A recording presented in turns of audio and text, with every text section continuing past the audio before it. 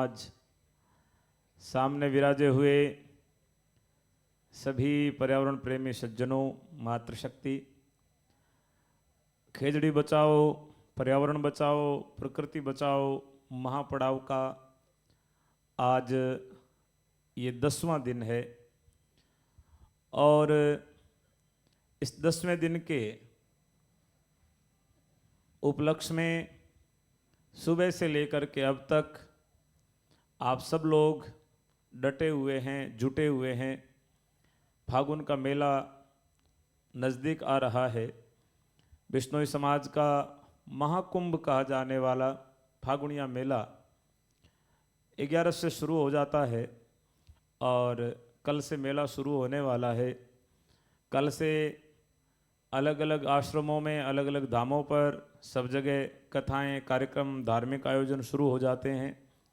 लेकिन अब की बार सबसे बड़ा समाज के लिए आयोजन खेजड़ी बचाओ महापड़ाव से बड़ा और कोई कार्यक्रम हो नहीं सकता।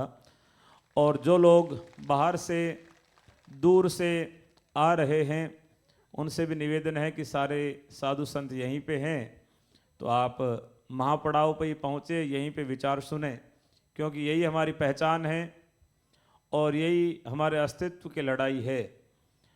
कल रात्रि में जैसा कि पहले सूचित किया गया कि जो हमारे इस महापड़ाव के नेतृत्व में, समिति में महत्वपूर्ण जिम्मेदारियां निभाने वाले लोग थे, उनके ऊपर प्रशासन की तरफ से अनेक प्रकार के हथकंडे अपना करके अपने दमनकारी नीति से उनको दबाने का प्रयास किया जा रहा है कि जितने लोगों को हटाया जा सकता है उतने लोगों को तोड़ा जाए।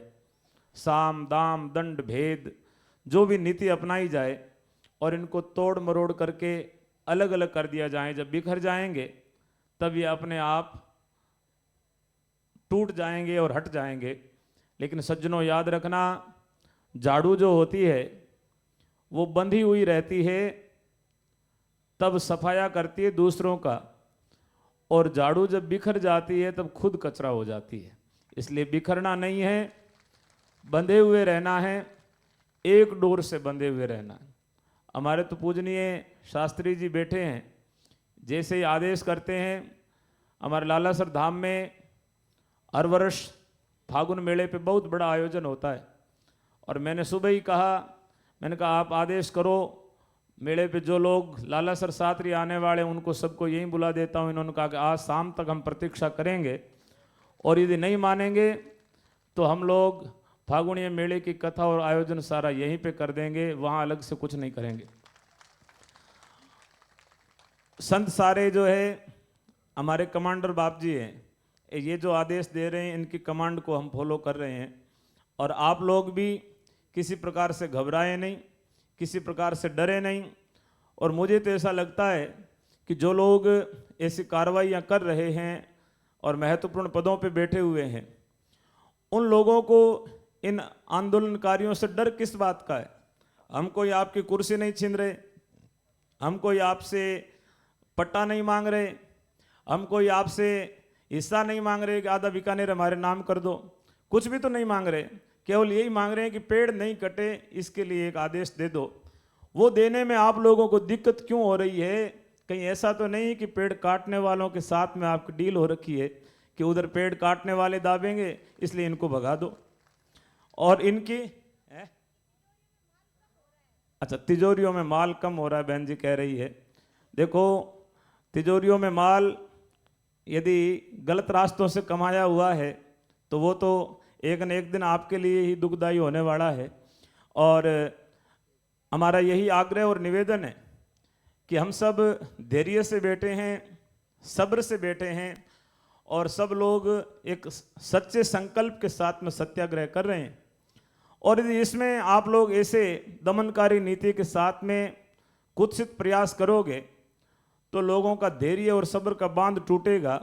और जब घर बैठा व्यक्ति अपने सीने में तूफान और आग को लेकर के यहाँ आएगा तो उसके बाद में उनको संभालना हमारे लिए भी मुश्किल हो जाएगा। इसलिए ऐसी परिस्थितियाँ आप बनाने के लिए मजबूर कर रहे हो, तो मेरा आपसे यही निवेदन है कि ये लोग शांति से बैठें और मांग कर रहे हैं। आप लोगों के लिए, आंदोलन करने वाले लोगों के लिए आदेश निकालने के लिए पेन और स्याही तो है, तो आपकी उस समय स्याही खत्म क्यों हो जाती है? जो आदेश हम मांग रहे हैं वही निकाल दो, हम उठ जाएंगे, दूसरों के लिए निकालना ही नहीं पड़ेगा। और दूसरी सारी जो चीज़ें आप कर रहे हो, इतिहास याद रखेगा और पूरा विश्व इस आंदोलन के ऊपर नजरें जमाए हुए देख रहा है कि सरकारें क्या कर रही है, अधिकारी क्या कर रहे हैं। और कुछ लोग जो है सोशल मीडिया के माध्यम से भी, कोई कह रहा है महाराज गलत है, कोई कह रहा है सामने बैठने वाले गलत है, कोई कह रहा है माइक में बोलने वाला गलत है, कोई कह रहा है मांगे गलत है, कोई कह रहा है वहाँ क्यों गए, कोई कह रहा है उनसे बात क्यों की। जैसा भाई रामनिवास जी पहले कह रहे थे, आप सब लोग अपनी सलाह यहीं आकर के दें या बैठ करके दें, आपकी सलाह काम में ली जाएगी। और जितना हो सकता है सहयोग करें, मजबूत करें।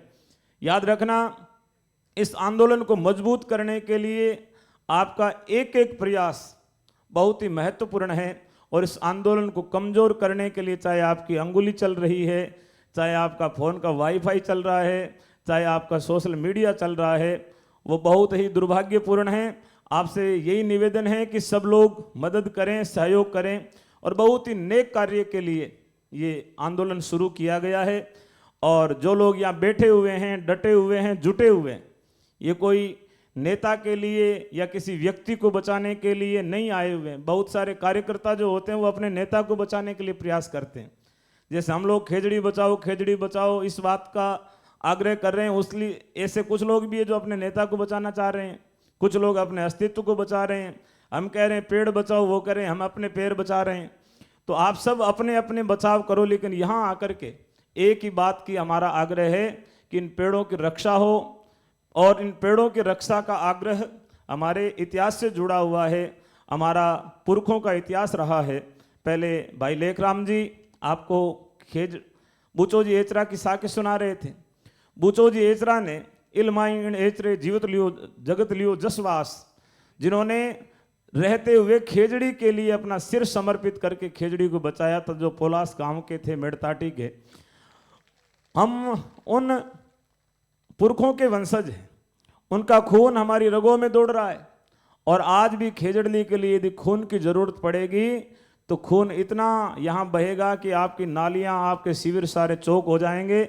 हमारे धैर्य की आप परीक्षा ना लो। और हमें शांतिपूर्वक ढंग से हम आग्रह कर रहे हैं, आप अपने कलम को, अपनी पेन को, अपने दिमाग को इसी के लिए दौड़ाओ कि आदेश कब निकालना है, कैसे निकालना है। दूसरी तरफ आप दिमाग लगाना दौड़ो छोड़ो। और यदि आप ऐसा करोगे तो परिस्थितियां ऐसी हो जाएगी कि आपके लिए संभालना मुश्किल हो जाएगा। इसलिए छेड़े नहीं, हम लोग शांति से बैठे हैं। यदि पहल आपकी तरफ से होगी तो फिर एक्शन का रिएक्शन भी किस रूप में होगा, उस बात का विचार और उसके बारे में कल्पना करना बहुत अलग हो जाएगा। तो मेरा यही प्रशासन से भी निवेदन है। और जो लोग घरों में हैं और अब निकल रहे हैं कि हमें कथा सुनने जाना है, धाम पे जाना है, उनसे निवेदन है कि जैसे ही इस मंच से आदेश हो कि अब सारे संतों की कथा, सारे संतों का यज्ञ, सारे संतों का अनुष्ठान यहीं पे होना है, तो आप एक आवाज़ से सभी को यहीं पहुंच जाना है और यहीं बैठ करके हम। और मुझे लगता है कि गुरु महाराज जाम्बो जी जितने धोख लगाने से प्रसन्न होंगे, उससे ज़्यादा प्रसन्न हो जाएंगे जब हम खेजड़ी को बचा करके जाएंगे, उनकी आज्ञा का पालन करेंगे। और जो लोग इसको कुचलने का प्रयास कर रहे हैं, बदलने का प्रयास कर रहे हैं, कहीं न कहीं उन लोगों के इसमें शेय हो सकती है। मैंने पहले एक कहानी सुनाई थी कि एक गांव में कोई भैंसों की चोरी हो गई। भैंस की चोरी हुई तो गांव वाले लोग इकट्ठे होकर के बाप जी भागीरदास जी की तरह बुजुर्ग संत थे, उनके पास गए और जाकर का गांव में भैंसें चोरी हो रही है, इन चोरों का पता कैसे लगाएं कि चोर कौन है, किसकी वजह से भैंस चोरी हुई है। तो बाप जी के पास में एक बड़ी सिद्ध चादर थी, उन्होंने दे दी और कहा ये चादर है, इसको आप लोग पकड़ के खड़े हो जाओ और पूरे गांव को इस चादर के नीचे से निकालो। गांव चादर के नीचे से निकलेगा तो जो चोर होगा वो भस्म हो जाएगा। 4-5 लोग दौड़े दौड़े आए और चादर को पकड़ लिया और चादर को पकड़ के खड़े हो गए। पूरा गांव नीचे से निकला, कोई भस्म नहीं हुआ। गांव वालों ने कहा कि ये तो बाप जी की बात झूठी हो गई। संतों के पास गए और जाकर के कहा कि गुरुजी पूरा गांव चादर के नीचे से निकल गया, कोई भस्म हुआ ही नहीं। गुरुजी ने कहा रे भाई चादर पकड़ी थी वो नीचे से निकले या नहीं निकले? बोले वो तो चादर लेके ही भाग गए। तो बोले चोर वो ही थे। तो कहीं ना कहीं जिन्होंने चादर पकड़ रखी है ना, उनके मन में खोट है, इस बात का भी हमें विचार करना है। और अभी तो हम खेजड़ी बचाने का आग्रह कर रहे हैं, कहीं हमें इसकी दिशा बदलनी नहीं पड़े, इसके लिए आप मजबूर नहीं करें। धन्यवाद। बोलो जम्बेश्वर भगवान की जय। पेड़ों की रक्षा कौन करेगा? पर्यावरण की रक्षा कौन करेगा?